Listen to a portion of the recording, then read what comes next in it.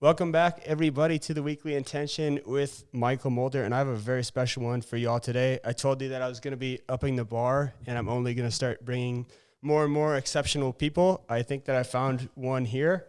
She's done so many things. She went to school at Syracuse. She was the VP and general manager at Xerox for 25 years, senior vice president at a company called Tallwave, another software company, senior vice president at Televerde, and currently works for a company called Vistage Chair, coaching and mentoring CEOs of corporations. That's a lot right there. Welcome, Donna Kent. Well, I'm just old. I'm so glad to have you here. Thank you. My pleasure.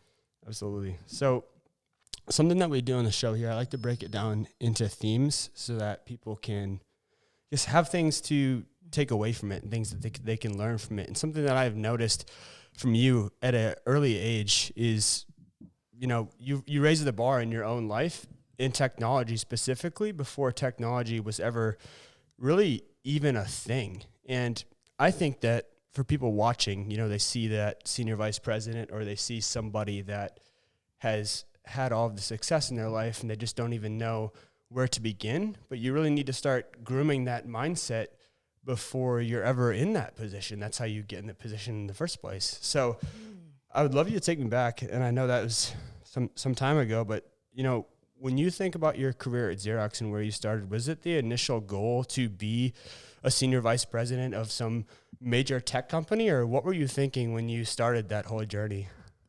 Get a job. So I went to school and I had an English major and I had a teaching degree, because if you weren't in banking, you were a teacher as a woman. And I hated the kids, so that wasn't going to work well for me in teaching. So a friend of mine introduced me to this company called Xerox. I didn't really know it was a technology company until sort of later into when I started working with the equipment and then lasers and all sorts of, touching screens that moved. And I was like, oh my gosh, what have I gotten myself into? So I would say that it was a bit of unconscious competence at first. And then it grew to conscious competence, and then I really knew what I had to work at, and it became a little bit more of a driven career over those years. Very driven. It's interesting that you say that you needed to get a job. I was listening to a podcast last week, and Ryan Serhant, the guy who's the $1 billion listing guy in New York, he talked about his career in starting real estate and how he just wanted to get a job to pay his bills. And after he had gotten into that place, then he realized this could be something more. So when you say conscious competence, what do you mean by that? Do you mean like filling the shoes or realizing the weight of what was possible at that point? Well, I think by the time I got to conscious competence, I realized that nobody was going to give me the rules, because I was taking, a lot of guys thought I was taking their job, or I was there to just find a husband, or, was I really serious about this? And so I was one of the first 5 women on the Eastern Seaboard that was actually hired into sales. And it was like monumental. I mean, people were like, oh my gosh, what are you doing here? So they didn't tell me the rules. I sort of had to stumble through that for the first many years. But there was a gentleman who was in the corner office, and he was one of the enlightened men, I would call it. And he was very excited about the few women that he hired. And I just sat with him one day and said, I want to sit in this corner office. And that was my first sort of view of what was the first goal. And true to form, I became the district manager of that particular segment. That is so cool. And you think about at that time too, I didn't even think about this in preparation, but you think about you dealing with men back in that time. I mean, women weren't exactly equal in the workplace. I mean, especially in these higher end roles, like you said, they didn't want you taking their job or wanting you to go into those things. So was that a difficult thing? And like, how long did that last until you met that guy that was in the corner office where you got to that? Well, he was the hiring manager, and he was just enlightened. But everyone around us for years were all men. I mean, even in the typical HR jobs, we didn't have women yet. So to be 21 years old, have no understanding of what corporate America was like. I was in a sea of men. The clients were all men. And, it was, I think, just a little bit of being a warrior and refusing to fail that I said, hey, I'm as good as you guys and I'm just going to make it. So I did. So I did it. That's really cool. And that's tough because I feel like a lot of people don't have that tenacity and that drive, especially now early starting their careers when you're just either building out or mapping a thing, whether that's sales or marketing or whatever it might be. What would you say to somebody that is struggling to find that path initially? If you could go back to you right then and there and say, hey, I'm at this point at Xerox and I'm having all these challenges and these adversities before you became conscious of the things. How did you get through that first roadblock, like in your mind? I think I just ignored the noise. I really put my nose down. I learned what I needed to learn about the equipment. The customers were so excited to see a woman come in. They thought it was a ploy. Some people were like, your father should be ashamed. What are you schlepping equipment? And others were intrigued because I took the time. I think relationships, were developed. I was probably more personable. I was probably really cute at the time. And these guys were like, yeah, I'll buy the machine from you. So I was Still really good-looking. successful. Thank you. But I think because I worked so hard that the guys finally said, oh my God, she's probably the real deal. Now, the other 4 women didn't make it, so I was a bit of a token at first. But then when I got into roles where I could actually hire others, I really looked for very balanced. I looked for lots of diversity. I wanted a rich network of different individuals. And then I started to mentor women really early in the game. I was only 2 inches ahead of them. But I felt that any leg up was at least something, and I didn't have that. I've heard before in the entrepreneur space that it's a game of centimeters because when you're operating at such a high level, even small, tiny tweaks make worlds of difference. That's interesting too. And when you had said just put your head down and focus, I think a lot of people need to do that because it's easy to get discouraged. Yeah. Like there's a lot of things coming at you, especially now in my sales career. Like if I'm not at my number for the quarter, I'm not doing things exactly, like things aren't always going to be perfect, but you have to be able to drown out all of those bad things and lock in. So that's awesome that you were able to do that too. And then from a perspective of like even having resources, this was before we had the internet. Cause I remember when I first got dial-up internet, how are you like, now I can go on YouTube and I can find a podcast or I can find things and there's all these resources available. When you were first getting into this mindset, you didn't have those things. Was it strictly just face-to-face mentoring or how did you learn? I mean, where did you go to learn things? So we had things like quarters that we had to put into pay phones. We didn't have a cell phone. And at one point I was traveling about 5.5 hours each day just to get up to headquarters and back. So along the way, right, you listened to the radio and you had quarters in your pocket, and that's what you did. And then if you needed to research something, you either went to the library or you looked it up in a book. It was like research was really, you had to use an old-fashioned methodology. Isn't it funny now how we have so much at our disposal and like things that we can just research like that and people still won't do it? Like they won't put the effort to do, and it's right there. And oh my gosh! Here you are having to drive across town to a library to find a book, looking at a library card and all of those things. So or find a payphone on the highway. Try to do that on the Bronx River Parkway at 1:00 in the morning. It was, when I think about it, it was probably really dangerous a lot, and I didn't know. I was walking through the city by myself. I was coming home on the last train. If I missed the last train, I was sitting in Grand Central Station. And people were like, are you out of your mind? But that was the unconscious competence because nobody told me I shouldn't do those things. They didn't tell me I was probably not going to be successful at the next job and the next job. So they kept on giving me. I was like Mikey. They gave me everything nobody wanted to do. And I was fearless. I just said, okay. I didn't know I was supposed to fail. So I didn't fail.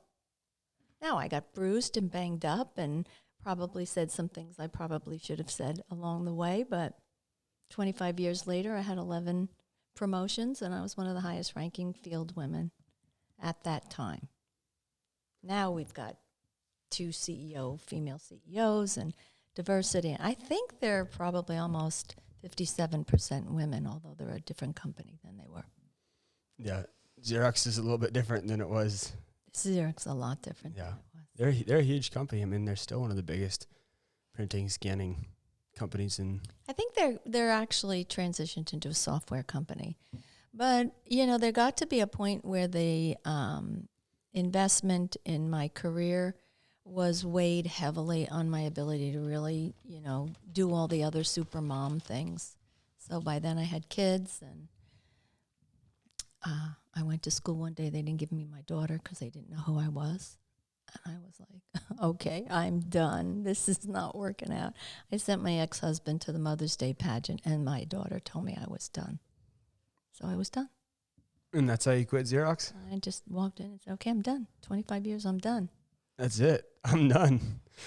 Well, you said something very interesting in that whole thing about how you view failure. And it's always interesting how you hear different entrepreneurs or different people view failure. I've had guys that have talked about it in aspects of like, it's supposed to be hard or whatever it might be. But I've never heard someone say, I didn't know I was supposed to fail. It's almost like a blissful ignorance where I'm just doing all the things. And nobody around you said, hey, nobody was hating on you. You didn't have a group of people who were like out to watch you fail as you're climbing the corporate ladder at Xerox. No one's like gunning for you or anything like that. Well, I think that there were, but by then there was affirmative action, and there was a lot more energy around trying to get, women and minorities to succeed. So the rules started to change a little bit. And then to some degree, I was a force of nature. Me and my team, we were really, really good for a long, long time. I paid the price sometimes personally, and my family sometimes wasn't always number one on my list, but we plowed the road for other women to be successful. And I think that's the big message. Do you think that was a big part of your purpose at that time when you became conscious of those things and you started to gain that power? You talked about training other women, being that staple for other women. Did you really take that in and own that and use that to fuel you in the later years?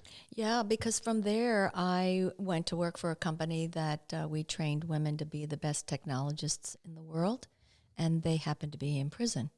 I've worked with women all over the world, underserved, underprivileged, homeless, orphans, refugees, mostly all women and their children that have been underserved. So I guess that started sort of a pattern in my life. That's so cool. I was just about to ask you about the power of your circle, because I think the power of your circle is important. You almost incorporated that into your why in a way that, like, I'm not just doing this for me, I'm doing this for other women, but then you're empowering other women, and everybody knows that when you empower somebody else, they're empowering you back. It's almost like an energy exchange. So you're pouring and helping into people. Did you find that in your career when you're pouring into other women, you were giving to other people, that you were getting that reciprocation back? Yeah, I think what happened was I started to realize that the reciprocation wasn't as important as the satisfaction and the ability to watch somebody transform and make an impact in their life. Because some people didn't even know it was me behind the scenes. So if I was only waiting to get somebody to bounce something back at me, I would have been waiting maybe a long time. But in many of the ministry works and some of the, boards that I've served on, it was more about, oh my gosh, I'm changing lives.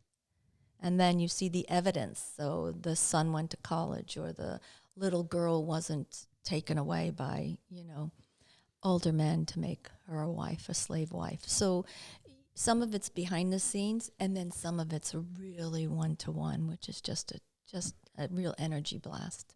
Those are huge whys to have. And things get tough. And I think what I'm hearing so far, when we think of raising the bar, the first thing you said that stuck out is you're drowning out the noise. The next is you're getting really intentional with your why. And finding a reason bigger than yourself to keep pursuing what you're doing. The last thing when it comes to raising the bar that I've heard you talk about in our conversation before is you had said you need to make it a point to not victimize yourself, and that we all make choices in life. And I just want to let you say whatever you want to say about that, because it was really impactful when you had talked about it with me. Yeah, so I think what happens is if you finally get to the point where you know who you really are and what your why is, the ability to discern the right choices over another choice, which is more around your ego, or gee, I'm going to get that title, or that's a lot more money, it starts to make a difference. It's like, but who am I impacting? And am I really getting satisfaction? Am I giving and getting a sense of joy and satisfaction? And I hit a brick wall, along the way, and just said, I refuse to have a life that doesn't impact with joyful gratitude. And my faith journey sent me along that way. And then all of the ministry work and really the work I do today, which is transformational leadership work, is all about being other-centric. I spent enough time being self-centric. Boom. That's a boom right there. That's huge.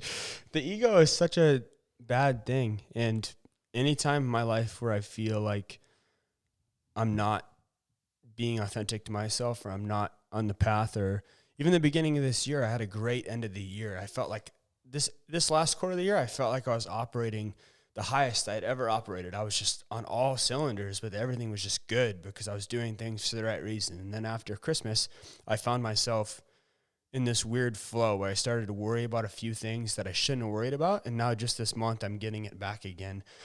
What would you say to somebody that, and I don't know if this happens to you, but like is in and out of flows when you're in the victim mindset, but you're working on it? Because I feel like that's a mindset you really have to work on and practice daily to stay in it and not lose it. What did you do to make sure that you stayed in that mindset and didn't lose that? I think it has to do with joy, because you're present and you're happy in the moment. But if you're not looking out and you're not appreciating what the journey is, no matter what the ups and downs are, tragedies, challenges, elations, you have to find joy in all of those, because that's, that's the world of discernment. That's the world of wisdom. And that's why we're here. We're not here to just self-induce these little, tablets of keep me happy, you make me happy. No, it's your job to make me happy. When you realize that the only person who's in control of your happiness is yourself and maybe the guy upstairs who you hope to meet one day, the whole thing becomes really simple. Wow. That's incredible. I have to remember that. And it's hard to sometimes just be grateful for the little things. You have so much going on. You've got, whether that's a family or what America is going through right now, or a sales quota, or whatever it might be. There's just a million different things that can pull your energy. And something that's really helped me in the mornings is locking in that routine of gratitude and trying to find simple joys. Because when you key in on the simple things, like you said, whether that's my girlfriend, or that I've got clean water, or like a truck to drive, or just simple things that people take for granted, then it does become a lot more simple, because then everything on top of that is just an added bonus at that point. I think you're absolutely right. I mean, I have, I have practiced that gratitude every morning, and it just leaves you in this framework of positivity and the right mindset all day long. And when you share that gratitude with someone, they're like, wow. You're grateful that you just took a breath? Well, yeah, because look at all these people in COVID who can't breathe. And then it's like, oh, wow. I mean, it's a state of being to some degree, but it's also a little bit of having faith in all of the talents and tools that God gave us. And I think he asks us to do them in good works. And that's such an important part too, because when you think about executing on goals and doing things, if I'm ever in a negative thought pattern about something, I notice that I'm drawing that experience closer to me, because I'm now doing the things that draw that experience closer to me. So it's such a paradigm of making sure that you're grateful and you're positive, because that literally draws the right experiences to you. And a lot of people like don't even know that. Like they're not even aware of that. That's even like happening or occurring. And sometimes even for me, I'm like, I forget that that's happening and occurring. I think one of the things in one of my lessons was be present. I had so many things going on. I was looking at next year's plan. I was looking at 72 other, people and metrics, and it was all out there. And I was never present. So I really, really had to work at being present. And what I found when I was present, that God brings people to you for a reason, for a lifetime, or for a season. And then all of a sudden, this person has a reason to be in front of you, and now you have to understand what that is. Is it just because you're teaching me a lesson? Is it because I'm going to teach you something? Or just together, are we making some kind of a energy and an opportunity occur? We don't even know it. You just got to pay attention. It's gone in a blink. It really is. I'm turning 30 in May. And okay, because I really feel bad about that. I can't even remember being 30. Oh my God. It is gone in a blink though, because you think of being a child to now, and now I'm 30 and it's just gone. I'm like, where did my whole 20s go? And this is actually a great part to talk about the journey and transition in the next part, because you told me to read that book about the decade of change, or the decade in your 20s, and you really keyed in on the fact that, the path is the reward. I think the paradigm to the path being the reward is, like you said, there are so many different things that you have to do in your daily life while you're trying to find happiness, and balancing those two things becomes extremely difficult, because you don't want to get complacent and then not do anything. And if I'm just like, everything's great and I'm just happy, well, it might not be. Like, there might be things you need to tend to. How do you get that equilibrium where you're enjoying the path, but you're still executing on daily tasks? Oh, I just think that's, I don't know, right and left side brain, being present and yet still having goals and objectives, being, I think, resilient and just coming up and down. And if I hit this wall, so what are you going to do? Nothing. I'm going to go figure out what do I have to do to go over there. So I think it's just a balance. I don't know. I think of life a little bit like a slinky, right? And so you can't like completely put yourself into the victim mode. You can't get too worried.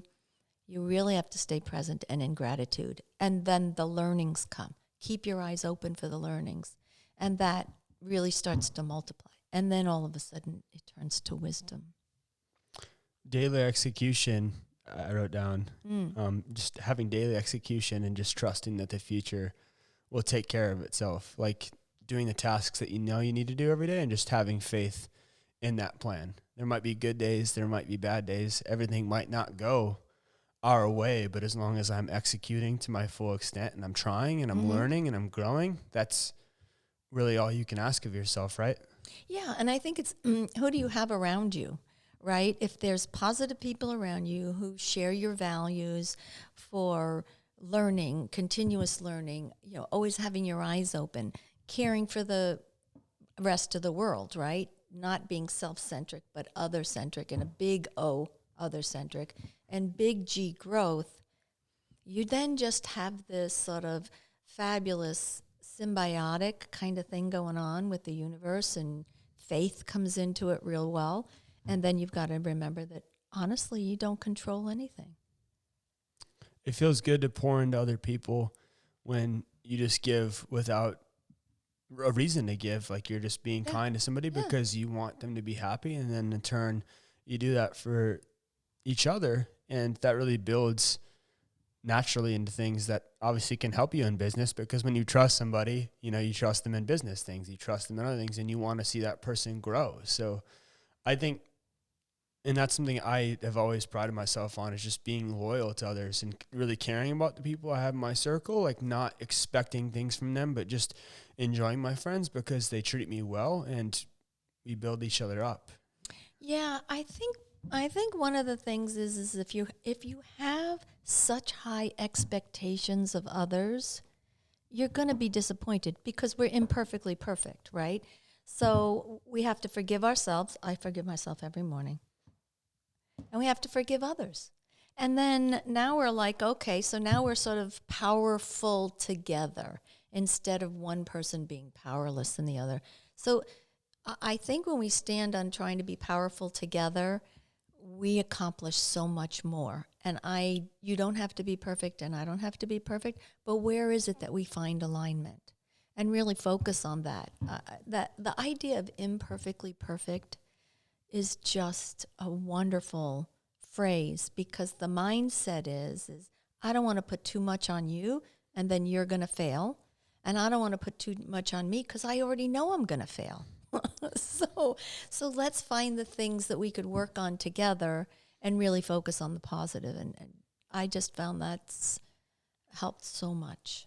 You keyed in a big topic there, and that was self-forgiveness. What does forgiving yourself every morning look like? It's part of my gratitude. So I go through 3 gratitudes, and then I try to focus on something that I really, really want. And then I forgive myself for something that indiscretion and just say, it's gone, it's over, you're forgiven, move forward. That's a tough place to get to, just being able to let go of things from the past day. But it's important, because if you're holding on to past junk and past crap, how can you really love yourself in the moment or appreciate yourself in the moment? And I found myself, even before I came over here, like carrying the weight of this morning. I'm like, oh, I didn't do this. I've got to do this addendum for this contract, and just being able to let that go, because this is a big piece of my why. I'm like, I need to be present and attentive for this, and I can't execute and do this if I'm worried about that. Right. Worry is a useless word. Worry and busy should come out of our vocabulary. What am I supposed to do with it? I'm so worried. Okay, what would you do for me? Or what could I do for me that I'm so worried? No, okay, I'm a little anxious because I didn't get that done, so I'm going to call Donna and tell her I'm going to have it like an hour later. Okay, good, action.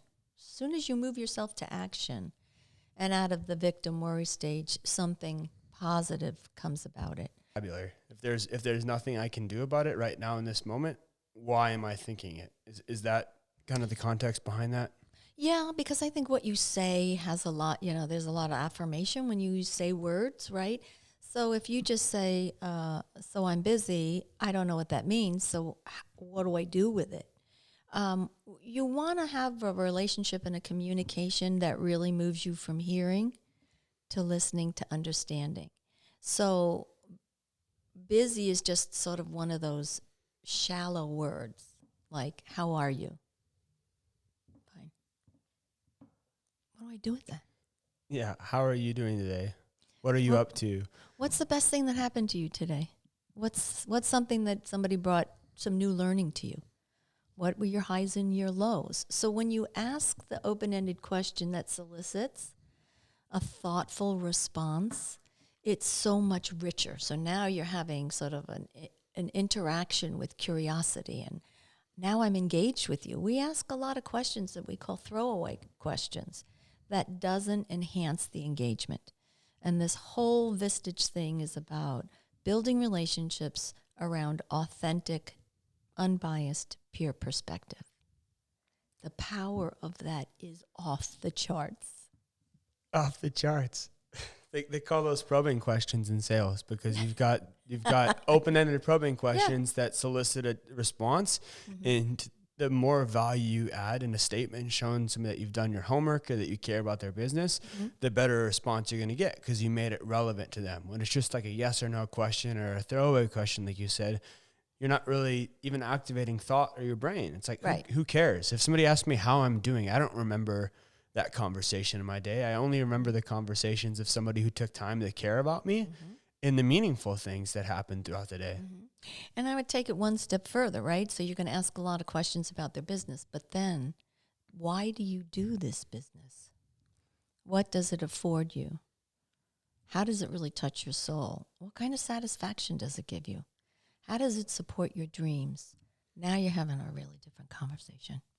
Yeah, you're making it deeper. And I think it's important, and we'll get into the vestige and feeling your purpose part, but I think that it's important to, even when you have an employer, when you're coming up in the ranks and you're doing that, like for people to pay it forward. Leadership nowadays, I like my manager because he actually cares about me. In our one-on-ones, we'll have real conversation. I would say about 30 minutes of it is mindset and us just chatting about life and things. And then we just gradually progress into like the few business things that I need to take care of, because he knows that if we take care of all of those things, that the rest takes care of it by itself, or at least it does for me. It does. It starts to build the relationship, and then you're building value, and then that person's working at another level because they're working for you and for them. I think the other ingredient that most managers and supervisor relationships forget is they ask for the feedback. Tell me what I can do. Tell me how I can support you better. Tell me the top 2 things that I do that really make you unproductive. Now that person's sitting there going, oh my gosh. They probably freeze and say, oh my God, I'm not going to tell her the truth. And then hopefully you get to the point where they do tell you the truth. And then the symbiotic growth actually takes place. Yeah, it sounds like you've done this throughout your career. At all the different companies, you've invested in other people. They've invested in you back. You've cared. You found your why. And all of these things have eventually culminated to you feeling your purpose. And I'm only 30, but I'm just starting to see this in my own life, like how important that purpose is. And I'm like yearning for it. And I'm trying to figure it out slowly with this and through my career and what that maps out to be. I think the fact that you work with CEOs every day is incredible. I mean, you get to do something that most people don't get to do, and you get to hear a perspective from multiple businesses of the things that they're going through in a real life setting. Do you feel like everything that you've done in your entire career was a culmination of this, or do you feel like this was drawn to you just as a culmination of who you are?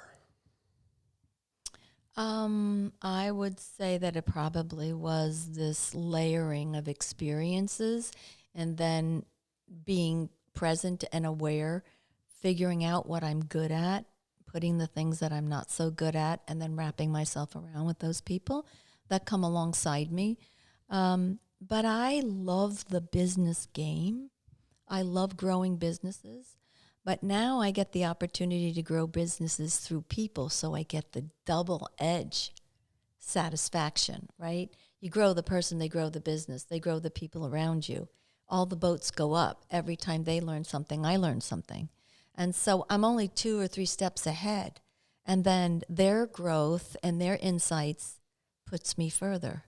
And now I bring more along the way. So it's actually, it's so rewarding, because it fuels my need to grow and learn and transform and impact. I'm just not giving all of this. Every time I give something, I get twice as much back. Wow. That's a cool place to be. Oh my God. I'm like, this is like nirvana. This work is nirvana. You're totally happy, totally satisfied. Things are, Sometimes I can't believe it, because it puts all the things that I love, the business people, the business part, the people part, the ministry servant leadership part, right? And then it still gives me the lifestyle to go off and travel and be with my children and enjoy all my friends that I've had throughout my entire life and work my boards. I mean, it's just, I'm at that beautiful balance. all the things aligned for you. Your career and the balance of your personal life and everything. Yeah. And I never said it was easy, right? So you never heard me say that. There's challenges every single day. Mm-hmm. But when you are dealing with challenges in the surrounding of all the things that really make you joyful and happy, I mean, that's when life actually starts to reward everything. If somebody was going to ask you, how can I get to that point quicker in my life where it's more rewarding, it's more fruitful, do you think it takes a place in your career to get to that point, or do you think that just takes a state of mind to get to that point? Well, I'm not sure I had the state of mind in the early part. So I would say certainly, it's hard work. It's, staying focused. But it's also taking risks. I mean, I took a lot of jobs. I didn't even know what they meant. Oh, sure, I'll try it. Oh, you want me to do CRM? Good. What is CRM, by the way? We didn't even know what it was back then. Okay, go build a CRM strategy for Xerox. Okay, good.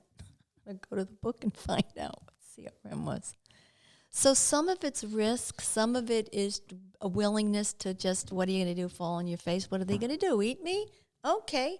So when you start to realize that the reward of the journey and the learning is more important than the title or the bonus or the next step, it starts to become more of the experience, fulfilling a life purpose. So I saw on your LinkedIn, and I also saw on Vistage, a life of climb, and I think that's the motto that they live behind. Yeah, I love it. And if you take a look at the Life of Climb video, they knocked it out of the park. Because it really is. I mean, the journey is hard. You're going up. There's times you're not going to breathe. The air gets really thin. The rocks are slippery. Then sometimes you get up and it's, that nice sort of landing between the two mountains, and you take a little rest and it's all working well. And then you look up and again and you're like, oh my God, I got another one. But it's, I think for me, the word that's really helped me along the way is resilience. I just have bounced off and said, okay, let's go do the next one. All right, that didn't work so well. Let's go. Resilience.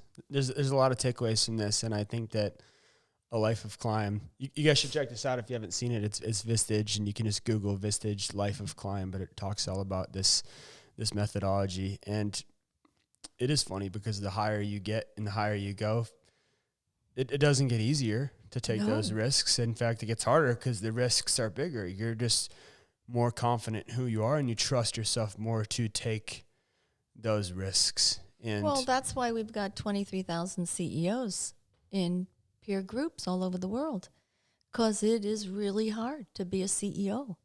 And you've got all the balls in the air, and you've got your family, and you got your own needs and your own dreams, and everybody wants something from you all day long. You're the problem solver. You're the this. Give me a job. Give me a raise. Speak to the shareholders. It's lonely because a lot of stuff that you want to say, you can't say. You can't go home and worry everyone. You can't always say it to your leadership team. So the idea is for leaders to grow by the experience of others. And there's a little bit of an insurance clause in there. I don't want to wait to get robbed before I buy my insurance. So why don't I sit down with somebody who's already taken this path, and maybe I could learn something. So I'll lock the doors and not get robbed. Lock the doors. Future-proof it. I mean, it's just it's so elegant, and it seems so simple. Yeah. Put people in a room and let them talk about their fears and their opportunities and their experiences and their failures, and everybody learns. Without fear of judgment, without fear of persecution. No judgment, safe place. Everyone comes to CEO, and in a corporate structure, that's the person. So who does that person go to? And not just another person, too. I think about my CEO, the amount of stress and pressure he must have on his plate right now with the things that we're working on as a company. It must be immense. It must be a lot of pressure. And now add political issues, add all of the COVID issues, everything that they've got to do, just, making sure all their furniture is wiped down. I mean, who ever thought of these things? CEOs are inundated. It is a really challenging time. Yeah, it's something that you don't really even think about in your day-to-day because you're thinking about execution and what you're doing in your daily job. And I think I want to wrap this up just thinking about the Vistage chair and the combination of how this works is, we call this the weekly intention, and I always give people intentions and things that they can use with this. And your life is a perfect example of what is possible when you do believe in yourself and you do take the steps and you continue to learn and grow. And now you, like you said, you're living in nirvana, which if you can find a passion in your work, get paid a lot to do your work, and enjoy your work, that's the best thing in the world. What would you say to somebody that is trying to get to that point? Is just a final takeaway in like your one bite-sized intention that you could give to somebody right now that they could go and execute towards that greater purpose? I think you've got to do the self-discovery. I think you got to do the work. You got to really find out who you are, what makes you tick, what really gives you, excitement and passion. It takes work. That doesn't come from the surface. That comes from really deep, deep inside. And so my sense would be you've got to do the work, and then you have to have a dream. You have to believe in yourself, and then you've got to surround yourself with people who really care and love you because you've cared and loved them. And that's, I think, how it works, at least for me. Boom, boom, boom. Too easy. I love that. Thank you so much for talking with me today. As you guys know, like and subscribe, share this. I'm doing this to get in front of people. And like I mentioned, Donna has a network of CEOs that she works with. So hopefully I'm going to be bringing you guys a whole new level of people to talk to. Wait for these stories. I'm going to love it. I'm excited for this. I'm truly grateful and thankful for everything today. I don't know if you have any social platforms or things that you want to share, but it's Vistage Chair. It's Donna Kent on LinkedIn. I don't know if you have any other pages that you want to promote or. No, I would just say that the work that I do with Sleep in Heavenly Peace, we make beds for kids that don't sleep in beds. You wouldn't think that's what happens here in our town, but it does. I do a lot of transformational work with Habitat for Humanity and Phoenix Rescue Mission, and they're just transformational jewels, and in our community they're making such a big difference. So I'm honored to be on their boards and part of the work that they do. Well, I'm honored to have you here, and I'm honored that you shared your story. I'm so glad that Tom introduced us. This is about as good as I could have anticipated. So kind. Thank you. I'm thankful for you. I'm thankful for all of you. And you guys know the story. Like she said, I'm going to have some new ones to bring to you very soon here. So until next time, it's Michael with the Weekly Intention. Take care, everybody.